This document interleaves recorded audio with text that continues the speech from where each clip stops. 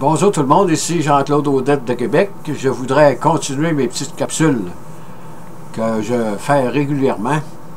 Là, ça m'a pris un peu de temps avec celle-là parce que j'ai trouvé très difficile à essayer de la vulgariser.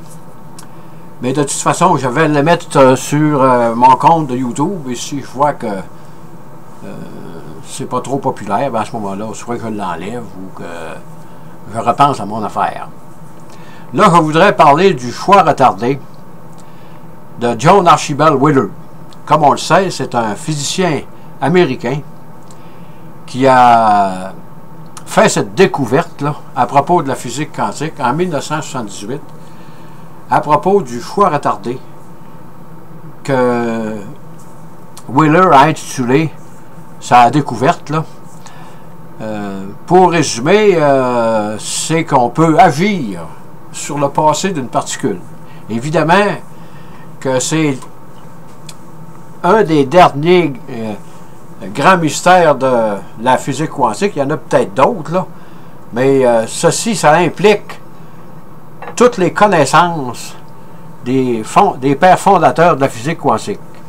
Que vous pensez à la fonction d'onde de Schrödinger, la fonction psi, dont le carré donnait la probabilité, le principe d'incertitude de Heisenberg, et suite à l'émission du principe d'incertitude de Heisenberg, Niels Bohr a émis le principe de complémentarité.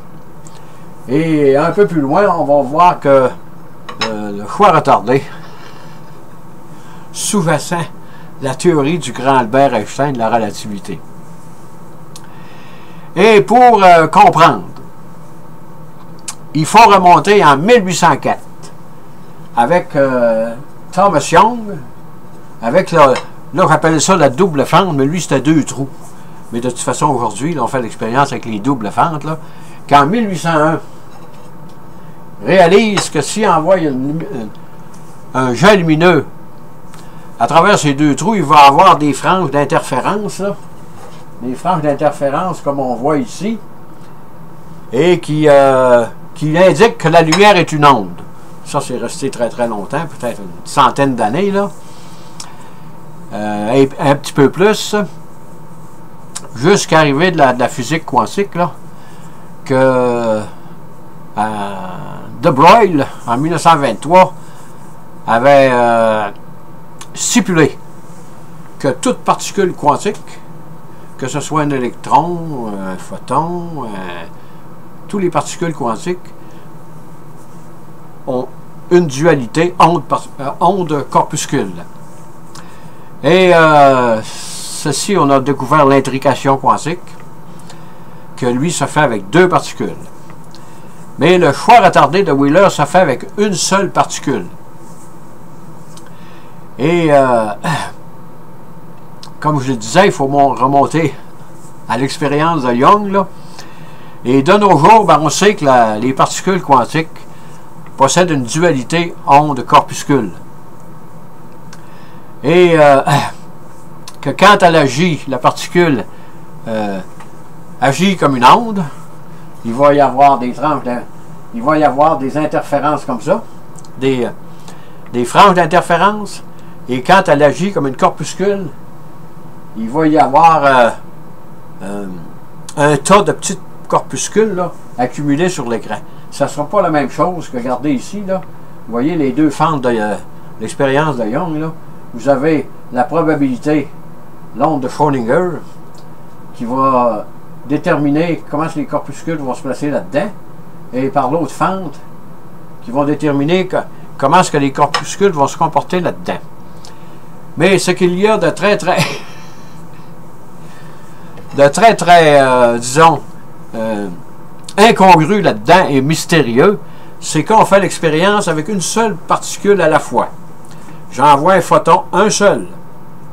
Et à ce moment-là, on détermine, on trouve, si on place un interféromètre, il va y avoir des franges d'interférence. Ça veut dire que, pourquoi? Ça veut dire que la particule, le photon ou l'électron, est passé par les 2 fentes en même temps, même s'ils sont indivisibles. Comment comprendre ça dans notre monde? C'est très très difficile, c'est pas comprenable. Hein, que je vous envoie une balle de baseball, elle ne peut pas faire des tranches d'interférence si vous mettez un interféromètre avec un écran, là, parce que c'est une balle. Tandis que la physique quantique, votre balle de baseball, si c'est une particule quantique, une à la fois, elle va créer des zones d'interférence, comme on voit ici. Donc, elle agit comme une onde. Elle passe dans les deux fentes en même temps. Sur ce, nous allons continuer d'avancer. Autrement dit, les physiciens aujourd'hui sont capables de faire des choses que je qualifierais d'exceptionnelles avec l'instrumentation que nous avons. Voyez-vous, 78, John Miller sa découverte. Dans les années 2005-2006, on a réussi l'expérience du choix retardé, là. Et si je me rapporte à l'effet EPR en 1933, c'est Alain Aspect en 83, je crois que c'est 50 ans, ou 50 ans plus tard, qui a pu gagner contre la physique quantique. Aujourd'hui, ben, ça fait 78, voyez-vous, c'est encore une expérience qui est plus compliquée à faire, mais avec les ordinateurs puissants qu'on a aujourd'hui et les technologies, c'est sûr qu'une expérience comme ça, vous ne pouvez pas faire ça dans votre sol. Ça prend des bons physiciens comme Alain Aspect, ces gens-là, là, ces spécialistes-là, pour être capables de réaliser une telle expérience. Autrement dit, là, je vais aller dans le vif du sujet. L'autre côté, j'ai mis un petit schéma, là. Je ne sais pas si vous pouvez le voir ici, là. Là, il y a l'émission d'une particule. Là, vous mettez un interféromètre. Quand l'électron ou quand le photon, on fait l'expérience avec des photons parce que c'est plus facile, on peut les envoyer pas mal plus loin là, dans le système. Quand vous envoyez une particule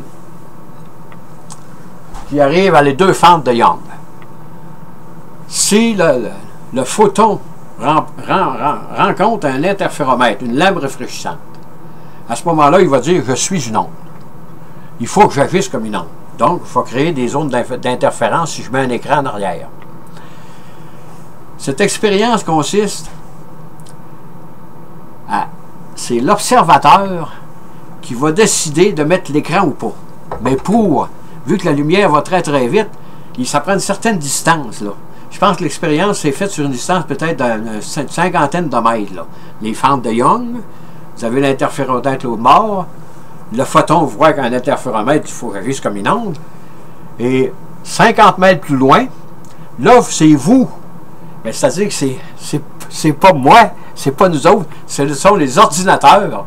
Les nanosecondes, les ordinateurs sont capables de maîtriser ça, qui vont décider de mettre l'écran pour créer la zone d'interférence ou pas. Si vous mettez l'écran,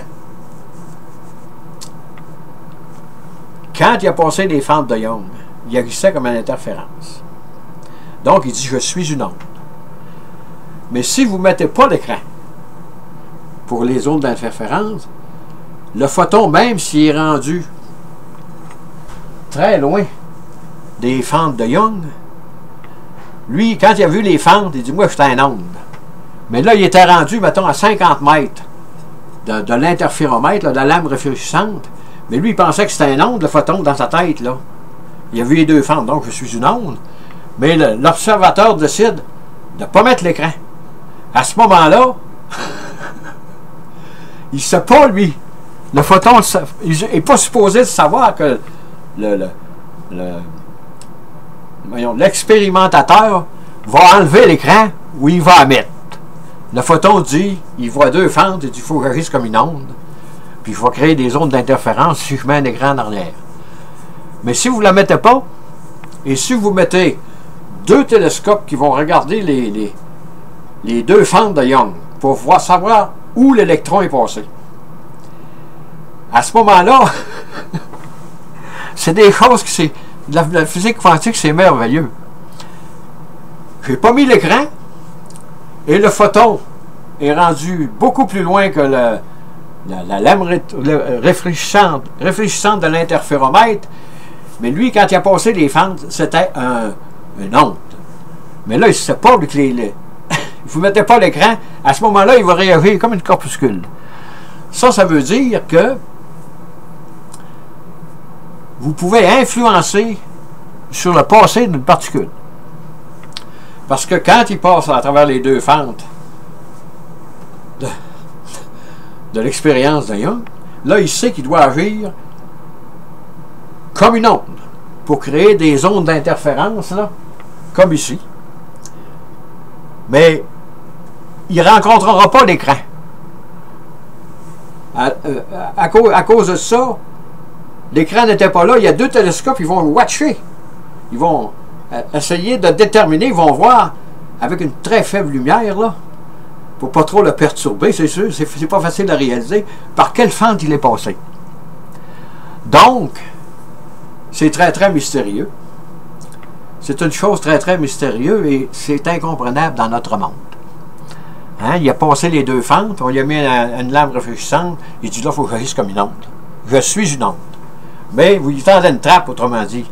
Il y a un grand bout de fait, il n'est plus dans dans les fentes de Young, le photon peut être à 50 mètres de fait, et là, lui, dans sa tête, on parle pour parler, là, il va agir comme une onde, faire une zone d'interférence. Mais l'écran n'est pas là. Fait que là, il y a deux télescopes qui le watchent, les deux fentes. Puis là, les physiciens vont déterminer par quel trou, par quelle fente, le photon unique est passé. Mais dans cette expérience-là, pour avoir des zones d'interférence, il faut envoyer des milliers de photons un à un, et c'est les ordinateurs qui vont, sur la pellicule, la pellicule photographique de l'écran, là, vous allez voir arriver les photons un par un.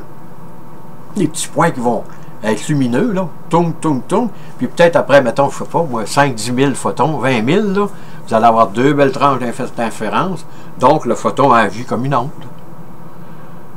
Quand il y a l'interféromètre. Mais si vous ne le mettez pas, il agit comme une particule,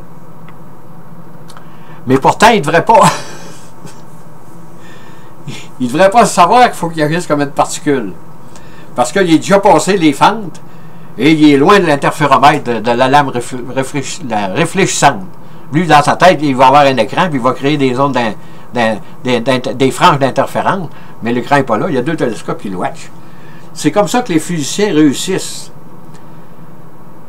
avec leur savoir et la dextérité de tous ces genres ces machinistes-là qui peuvent concevoir un appareillage comme ça, là, pour essayer de voir sur la physique quantique ce que donne mathématiquement les équations des physiciens est vrai. C'est vrai. C'est ça. Que voulez-vous? Et je pense à un grand physicien américain là, qui avait David Bohm, que lui a écrit plusieurs livres. J'en ai quelques-uns ici. L'infini. En tout cas, j'en ai acheté quelqu'un. Je ne les trouve pas dans les bibliothèques municipales. Là, je les commande là, pour me renseigner comme il faut. Lui, il parlait encore de... Il parle de potentiel quantique et de variables cachées. Tout comme Einstein, avec son effet EPR, qui parlait de variables cachées, que les particules intriquées emmenaient avec elles des variables cachées. Et peu importe où elles sont dans l'univers, elles vont toujours savoir ce que sa compagne ou sa particule intriquée est. Si vous en mesurez une, automatiquement l'autre sait qui elle est. Mais tant que vous n'avez pas fait la mesure, vous ne pouvez pas dire qui est qui. Et le principe de complémentarité de bord, c'est basé, cette expérience-là est basée là-dessus. Vous ne pouvez pas faire les deux expériences en même temps. Vous ne pouvez pas y mettre une lame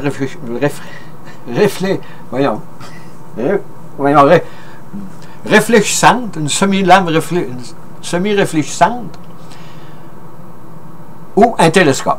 Ça ne peut pas marcher. Ça, c'est Bohr qui nous le dit. La détermination de la mesure, le choix de la mesure est fait par l'appariteur là, qui fait l'expérience. Et vous ne pouvez pas y demander deux choix à la physique quantique en même temps, ça ne marche pas. C'est soit l'un ou soit l'autre. Elle va répondre « je suis une onde » ou elle va vous dire « je suis une particule ». Et ça, c'est contraire. Il n'y a pas de relation causale, là. Il y a un espace, comme disent les physiciens, là, entre la lame réfléchissante, semi-réfléchissante, l'interféromètre, et l'endroit où j'avais placé mon écran. Mettons qu'il y a 50 mètres. À ce moment-là, c'est pas comme la gravité, là, ça se fait pas de proche en proche, ça, comme disent les physiciens. À ce moment-là, peu importe la distance, le choix retardé de Wheeler va être, comment je dirais, vérifiable. Et c'est sûr que c'est un autre mystère de la physique quantique que là, les physiciens, je crois qu'Alain Aspect était en dessous de cette expérience en France. Il y a des Américains qui ont essayé aussi. Là. Il y en a plusieurs qui ont essayé, mais je pense que la meilleure réussite est celle d'un autre Français, là, dont je capte le nom, mais je pense qu'Aspect était là-dedans. Et ceci est encore plus mystérieux, comme je disais, que l'intrication quantique, parce que c'est une seule particule, pas deux, une, qui prouve hors de tout doute que les corpuscules quantiques sont une onde et une particule. Est-ce qu'on peut dire ça comme ça? Ou peut-être les deux en même temps, ou en tout cas. La particule agit comme une onde et comme corpuscule, et avec cette expérience, vous pouvez déterminer dans le passé, dire au photon, tu vas être une onde ou tu vas être une particule, dépendant de l'appareillage que je vais mettre pour le déterminer. C'est ça qu'ils appellent le choix retardé de Wheeler. Ça, c'est certain que ça va amener toutes sortes d'affaires dans la physique quantique, là, dans les années qui viennent. Là. Il y a la cryptographie quantique qui marche un peu sur ce principe-là. Là. Et aussi, il y a l'ordinateur quantique. C'est pas tout à fait sur ce principe-là. Mais dans l'ordinateur, il y a la superposition d'états et l'intrication quantique. Mais il n'y a pas de choix retardé. Mais je suis certain que les physiciens vont trouver toutes sortes d'idées merveilleuses là, avec ça. Sur ce, je vais vous dire bonne écoute. Merci et à la prochaine. Et j'espère que j'ai essayé du mieux que je pouvais de faire comprendre le choix de retardé de John Archibald Wheeler. Merci et bonjour.